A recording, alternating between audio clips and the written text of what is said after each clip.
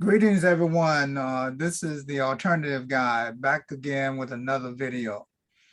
This video is a very, very important video that's been overlooked for a long time. I think it's been misunderstood for a long time. And we're going to try to clear a lot of this the lies, the misconception about this subject. And the subject is called Slavery and the Making of the New World. And that's saying a lot, because once we look into that whole scenario, we're going to see a lot of parts, a lot of people that played a role in this whole idea of slavery. So tonight we have a brother that we've had several times before, Brother Muhammad Salam. He's a historian, an author, and we just want to welcome him back again and help us sift through all of this information. We probably would have two parts to this subject, because it's an extensive subject and it goes way back. So we're going to do part 1 tonight, and then we'll do part 2 later. So Brother Muhammad,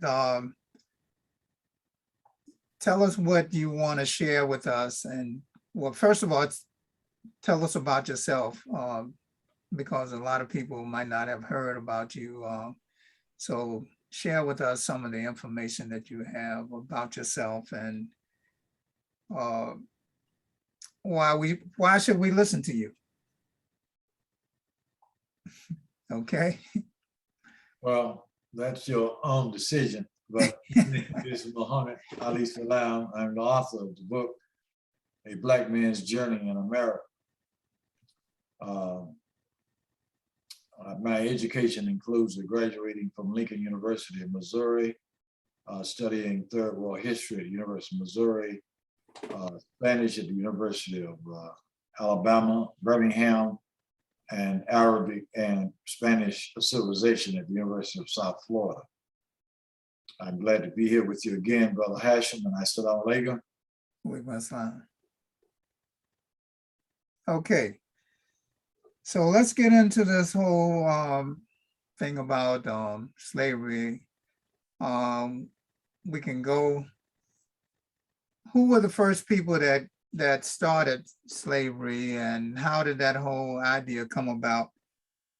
And we want to clear up for all of our people, you know, the whole history of slavery, because I think we've been kind of misled about the whole thing about slavery, and we just got some bits and pieces about it. And we are sort of like these, I don't know if you're familiar with how, you know, if somebody is a boxer, and if you get hit with a punch that you have no idea where that punch came from, that's a heck of a blow when somebody catch you and you don't know where it came from. So I think that's what happened to especially melanated people, not knowing where this punch came from. So help us understand where the punch came from, and maybe we can get our balance back, and, you know. Well, I think the main punch came from the miseducation that was geared toward us by our former captors. And when we talk about slavery, we must remember that slavery is as old as humanity itself. But pertinent to our discussion here this evening, slavery in the making of the New World, and we'll get to most of the Americas in the second part of this. But because slavery, as we know of in the Trans-Sahara slave trade, preceded the transatlantic slave trade, we have to look first at, I think, that alleged slave trade. And it wasn't called a slave trade per se, it was called the Trans-Sahara trade route. And that trade route preceded the era that is commonly spoken of when the Muslims from North Africa were coming down to West Africa and trading slaves for gold, which the North wanted gold, and the West Africans were trading the gold for salt. So when we look at that slave trade, I think we need to look at the geography in which it is centered around and the people it involved. So basically, we're talking about the Sahara Desert, which separates North Africa from West Africa. And then we're talking about the Sahel also. The Sahel is that transitional zone which transcends from the Sahara Desert to the savanna area of West Africa. Now, that separates the Sahara or North Africa, you might say, from the tropical areas of West Africa. And then we're also talking in that area of West Africa of the Niger River, which is the third largest river in Africa after the Nile and the Congo. And we're also talking about the Senegal River and the Gambian River there in West Africa, all three of which empties into the Atlantic Ocean. So I think in reading history as we have been presented it and our understanding of that trade, what we see mostly about that trade and has been, I think, perpetrated by your European scholars of the 18th and 19th century, which were, I think, to a degree trying to justify the transatlantic slave trade and attempting to put the cruelties of the slave trade on the Trans-Sahara trade. Now, the Sahara Desert has always been a highway for the transmission, I think, of culture and education between the North and the South. And in understanding the people in the North, we have to understand, as even the Berbers of the North claims that their origin stems from East Africa. And we know that in 2000, they did a DNA sample that proved that the people of North Africa were actually descended from East Africa. And we know that port city in the Horn of Africa, that's called Berbera, and that the Berbers stem from that area, as Ivan Van Sertima asserts. So the original people in that area of North Africa, they were not Caucasians. Those were Black people. And going back as early. What area are you talking about that's now? You know, what area is that now?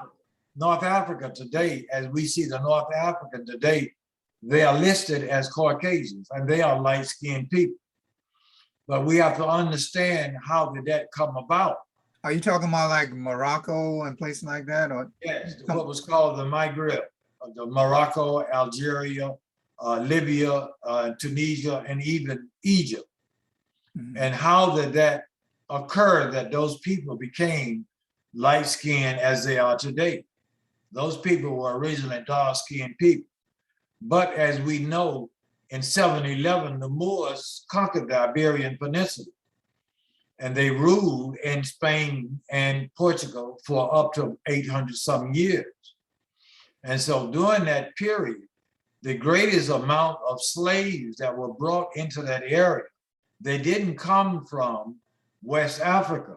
They came down the Mediterranean Sea from the Slavic countries of Northeastern Europe, Central Europe, Southeastern Europe, and Eastern Europe. And this is where that word slave come from. It is read in the names of some of those countries, our ex-countries, like Slovenia, Yugoslavia, Czechoslovakia. It has the word slave in it. So the word slave is derived from countries that are in Europe. So the Slavic people, the Caucasian people, were actually in slavery longer than the Black people were in slavery under Caucasian people. And during that period of time, that slave trade, what they primarily sought out was Caucasian women. And during the miscegenation in those areas, after 800 years, the racial coloration in that area changed to a light-skinned people, a fair-skinned people. But originally they were not light-skinned. You can go back as far as 700 BC with the Ethiopian ruler Tirhakah, who is said that he went as far as the Iberian Peninsula and conquered it. This is the same Tirhakah that's listed in the Bible in 2 Kings, where he saved the Judea or Jerusalem under Hezekiah from the invading Assyria. This is the same man. So even in the Iberian Peninsula was ruled by Black people, and it was taken by when the Roman Empire came to power. And after the Roman Empire, then it was the Visigoths, the Germanic tribes of the Visigoths. And the Visigoths were defeated by the Moors in 711. And that lasted some 800 years. And so at that time, that trade was going on. The world was looking for gold, is what they were looking for when they came into West Africa. And slaves were sold in that trade. But the primary emphasis of that trade was not slaves, it was gold. The quest for gold was so dear that even in the early Renaissance, and that word alchemy that led into the field of chemistry, and the primary purpose of that study was to see if they could make gold out of other substances.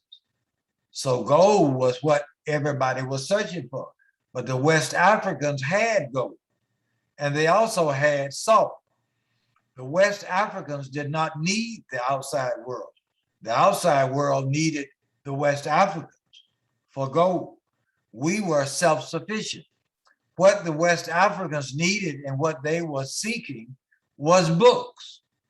As Leo Africanos said, that there lies a people with great doctors, judges, priests, and other learned men. Now, Leo Africanos was a European man, right? No, he had an Arabic name. You say he was or he wasn't? Leo Africanos was like Cervantes in Spain.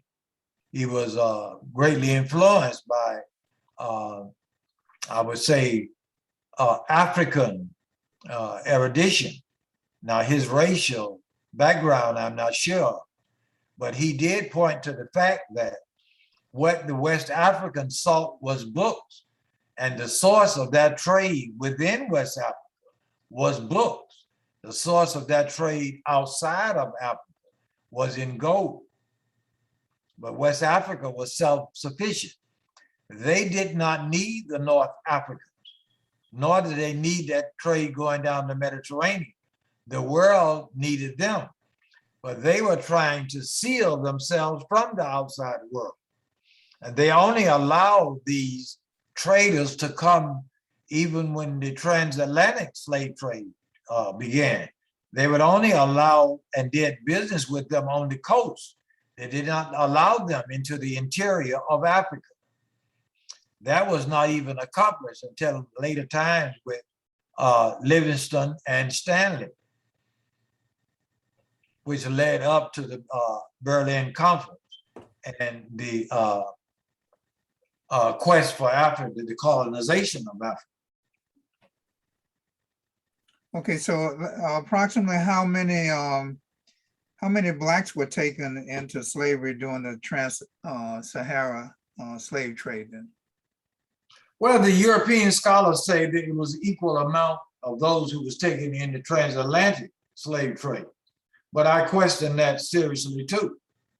Because again, as Ivan Van Sertima said, the majority of the people who were brought into slavery did not come from West Africa.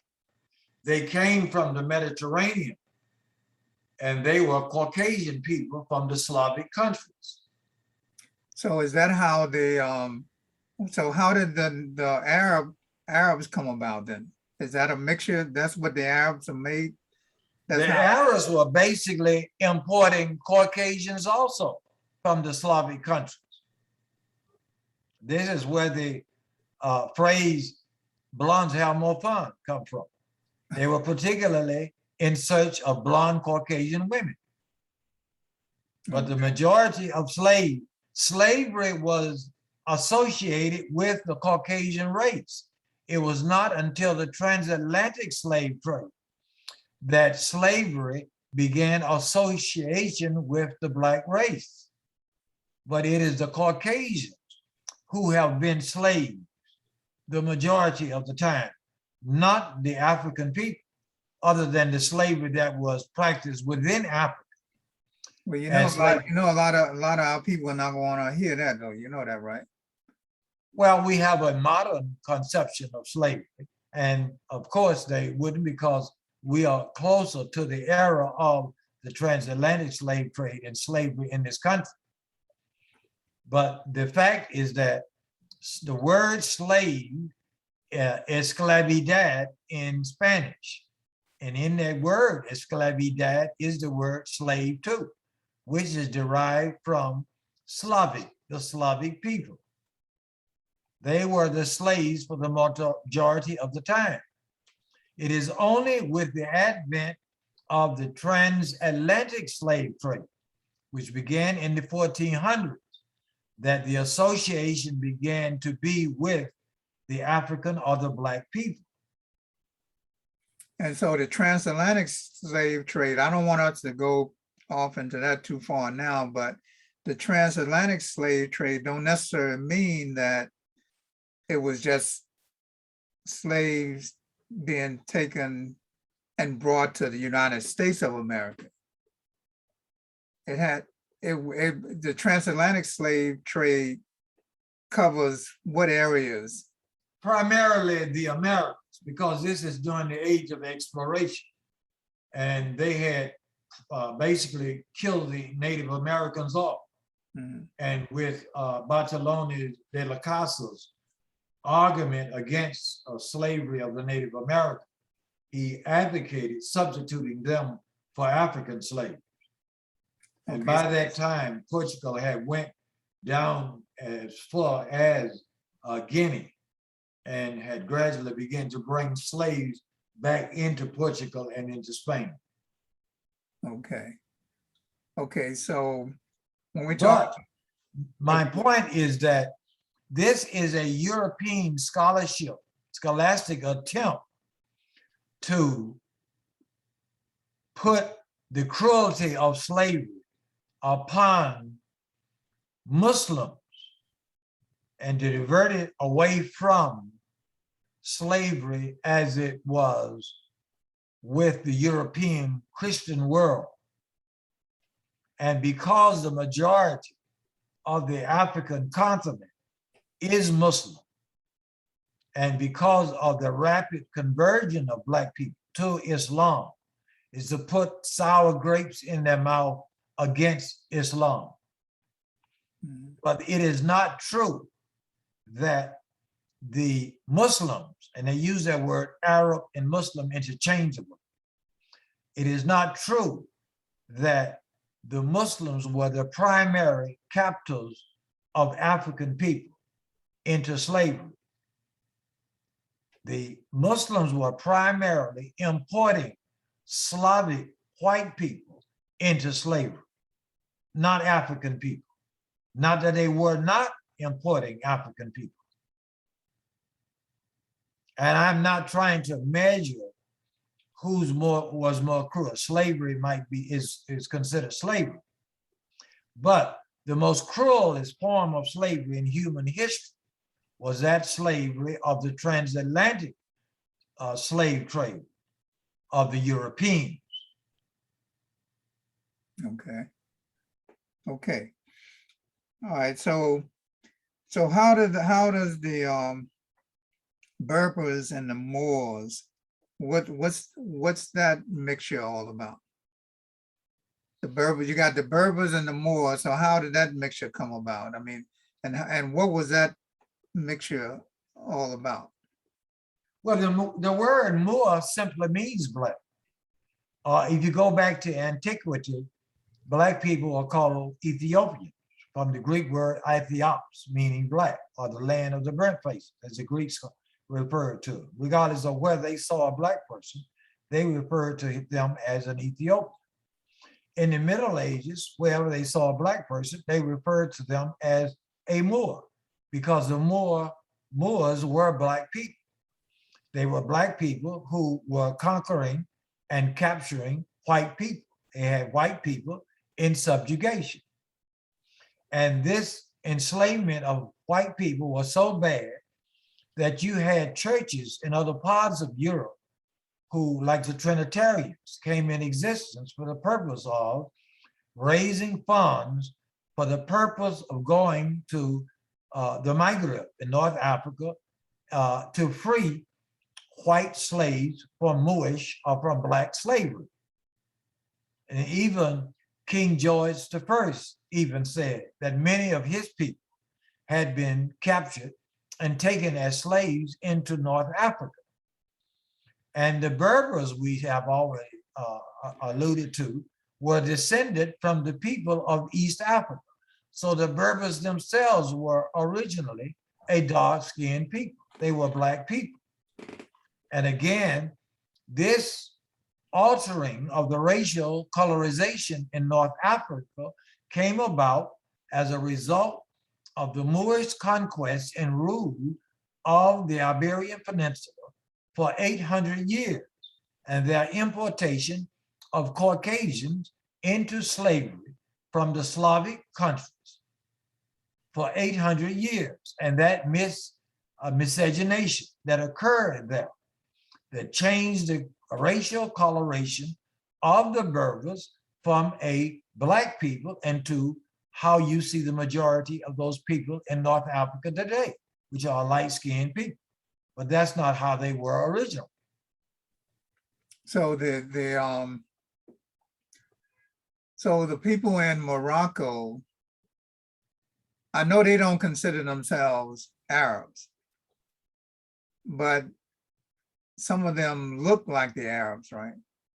Well, because of what this impulse again of these European scholars, the North Africans do identify more with the Middle East than they do with Black, as you quote unquote, sub-Sahara Africa.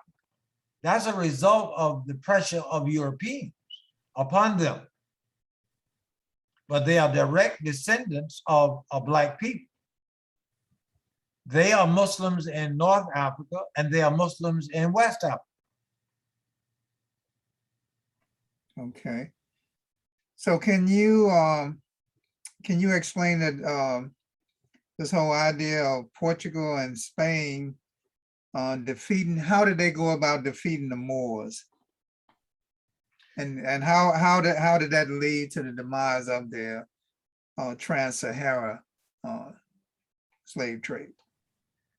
Well, immediately when the Moors conquered the Iberian Peninsula in 711, they drove the Visigoths into the Asturias Mountains up in the north and the northwestern parts of Spain.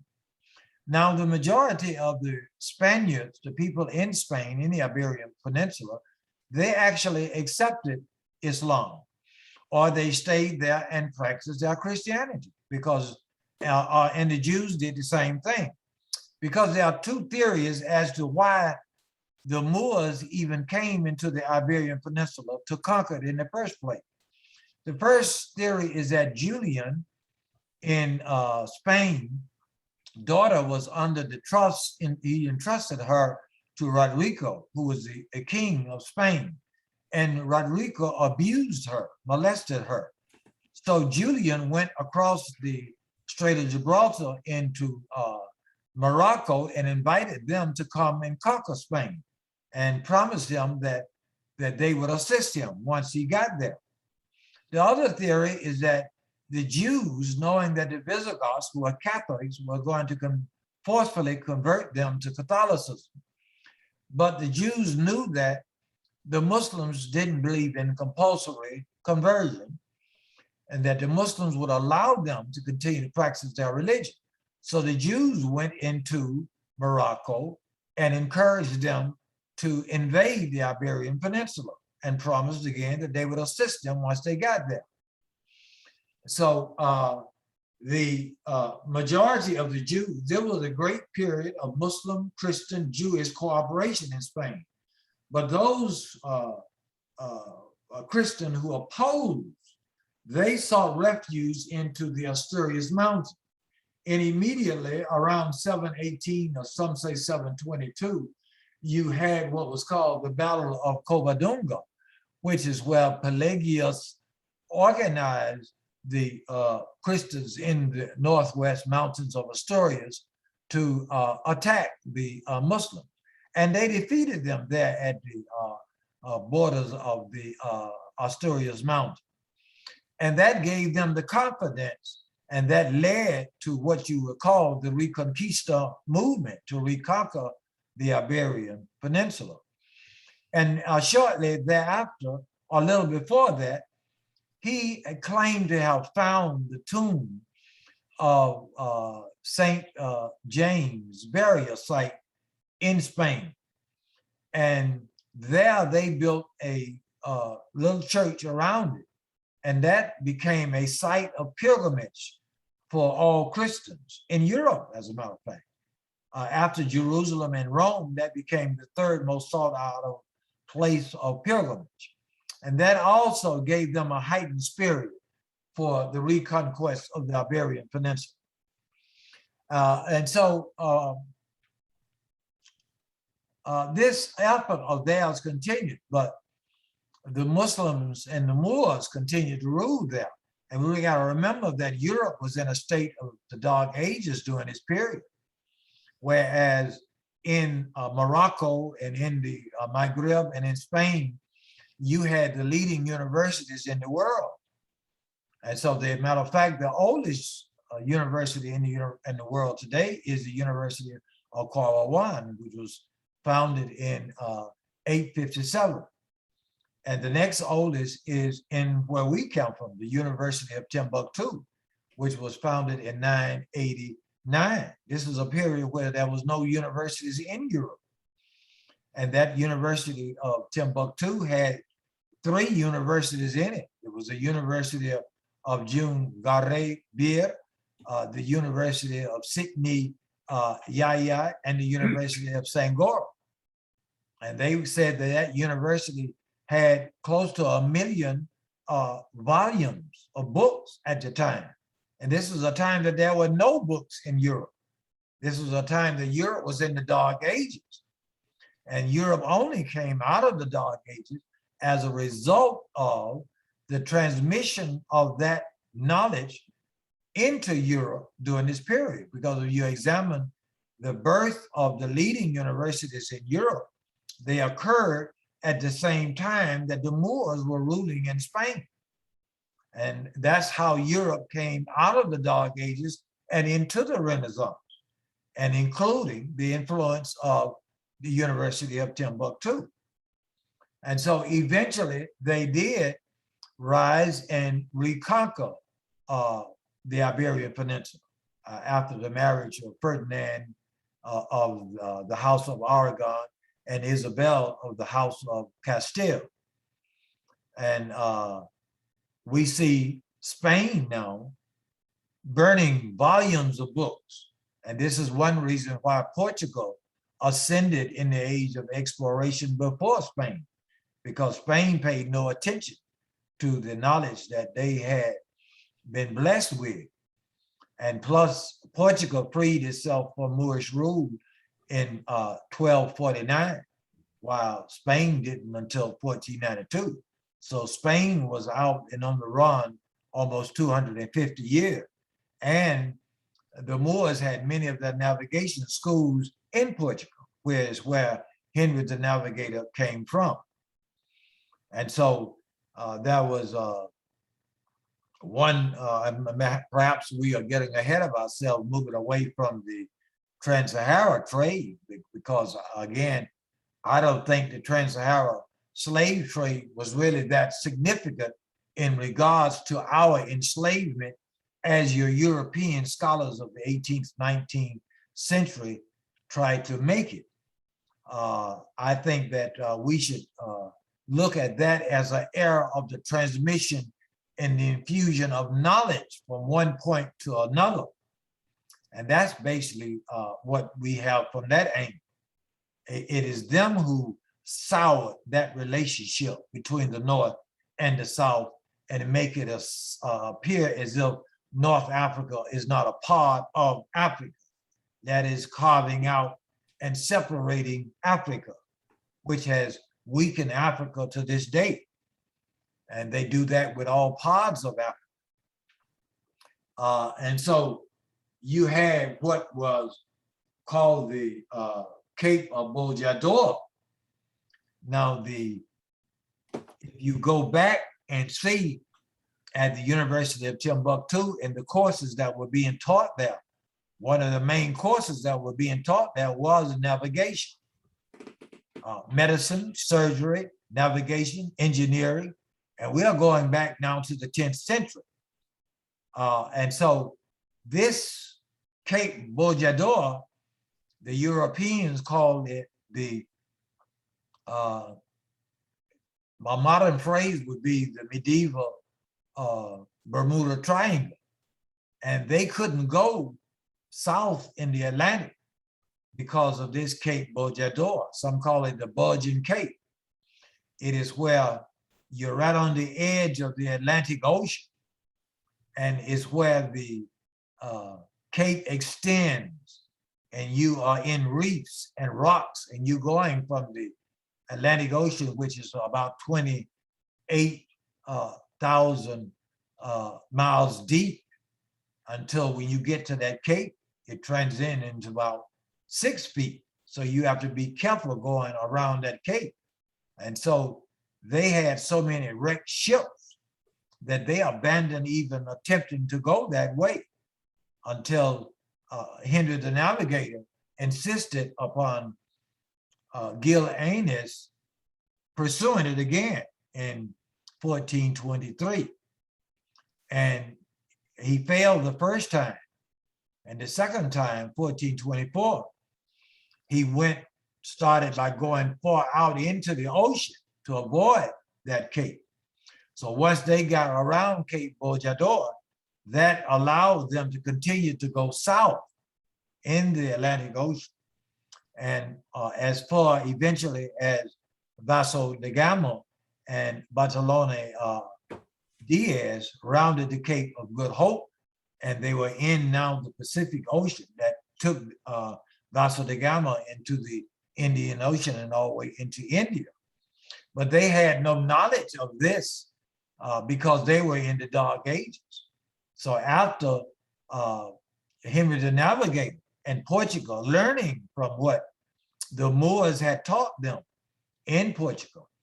Because that word Portugal, even, that word was called Lusitania before the Moors conquered it. And the Moors, as we know, brought the citric fruits to the Iberian Peninsula. And the word Portugal is what they named it, which means oranges. And when the Portuguese came back to power, they got rid of the ba in Arabic and changed it for the pe in the Indo-European language. It became Portugal. And they kept that. But it's derived from the Arabic word Portugal, from the word Portugal, oranges. So the Portuguese, to a degree, learned from them, and they went ahead of them. And by the time the Spaniards had freed themselves of Moorish rule, the Portuguese had a 250-year span on them. Okay, so let me ask you this then. So you have the Moors back then. It appears that those brothers were not just these fanatical religious men. It seemed like they were bringing more to the table than just religion, because they, you know, the knowledge and everything that they had, it just seemed like it just superseded religion per se. So I mean, can you talk a little bit more about what they brought to the world?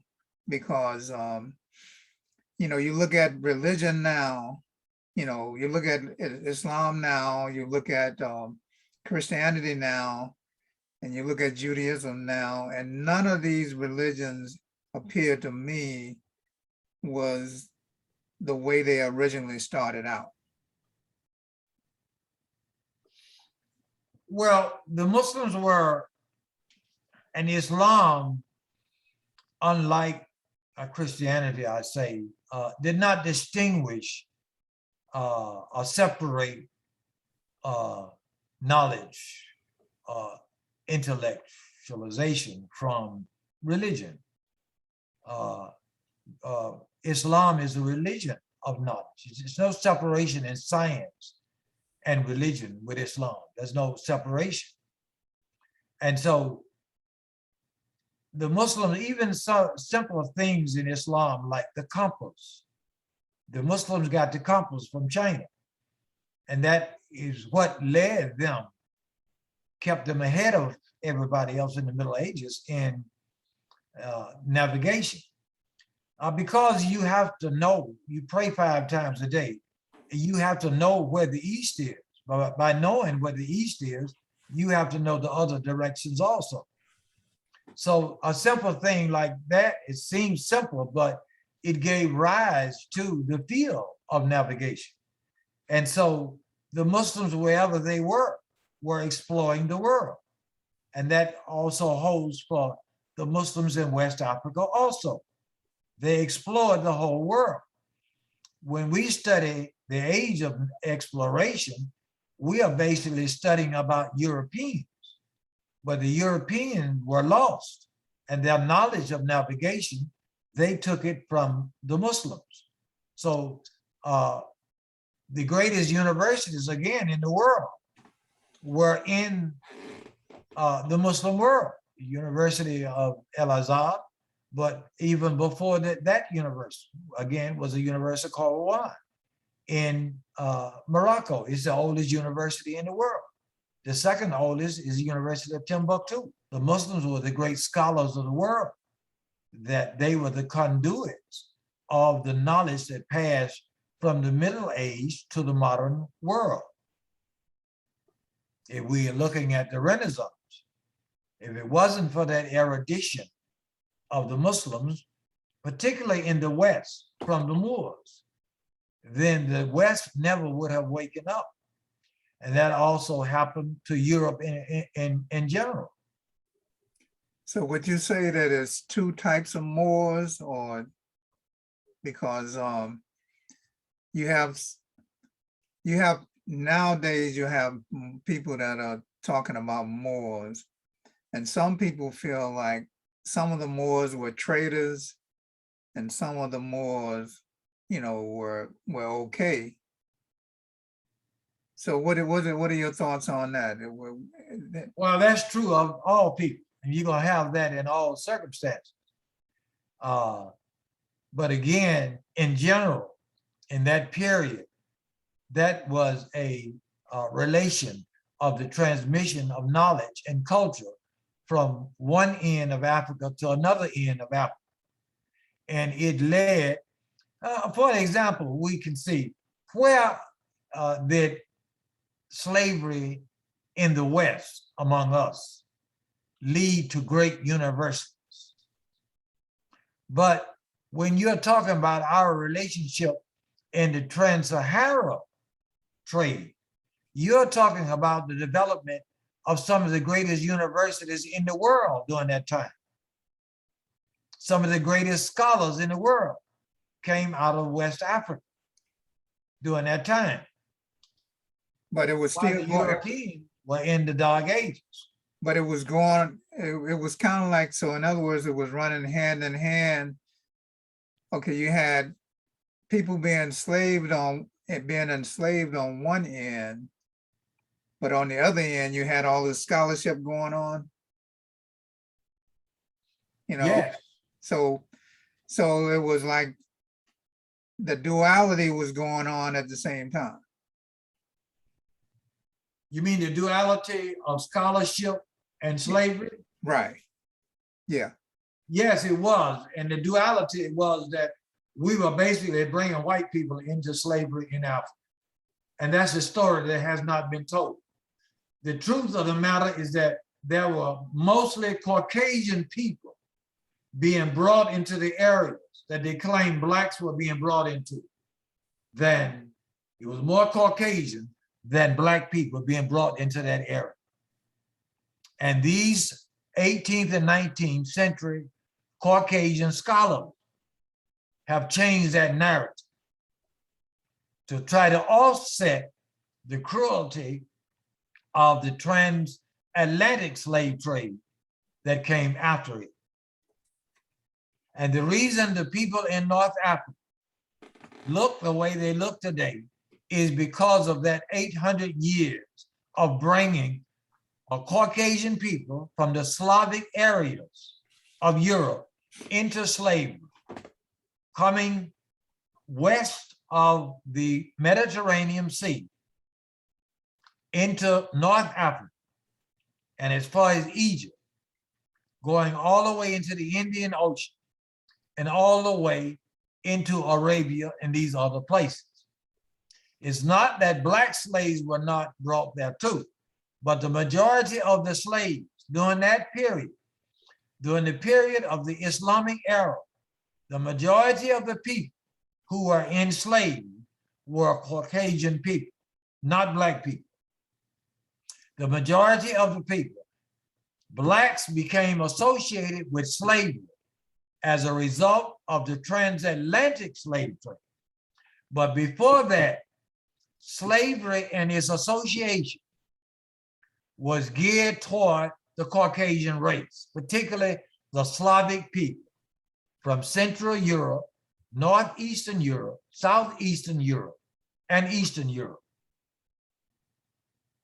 Okay, so that's how you have some of these countries now they have Caucasian Muslims in a lot of these countries now.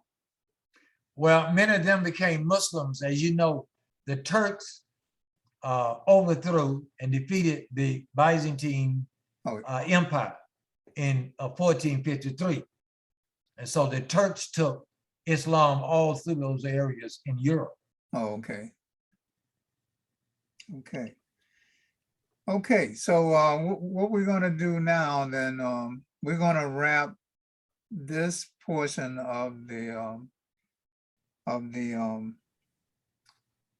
slavery and the making of the New World, and then we're going to the next talk we're going to go into the transatlantic slave trade. So we're gonna end it now, but I want everyone to continue to watch. We're gonna continue to do these history lessons with Brother Muhammad, and you know, share. If you're a history lover like me, then please subscribe and continue to watch and share the videos with your friends and your relatives. And again, Brother Muhammad, I'd like to thank you for being on our show. And we're gonna do part 2 real soon. So I'll be Very getting back. good. And I didn't want to spend too much time in the Trans-Sahara slave trade because I think that it's built up to be more than it actually was in history.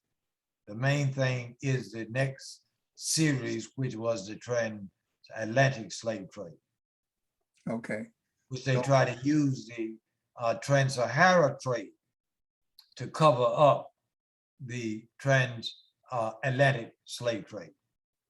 okay. Okay, my brother, then so we'll get back in touch and then we'll set up the part 2. All right, so again, peace. Peace out. Salam alaikum. Walaikum assalam.